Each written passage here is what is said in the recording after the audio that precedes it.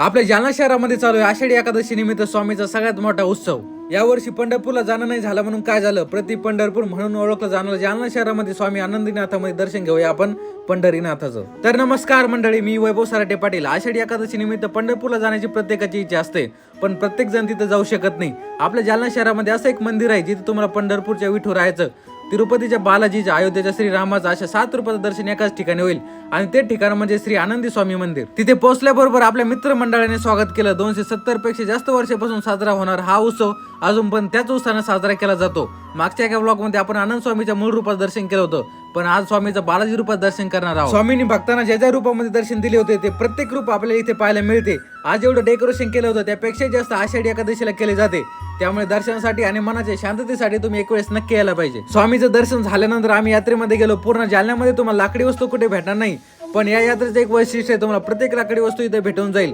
त्यामुळे एक वेळेस नक्की या आणि ब्लॉगला एवढं शेअर करा की प्रत्येक जालनाकरापर्यंत हा गेला पाहिजे आणि कमेंटमध्ये जय श्री आनंदी टाईप करायला विसरू नका।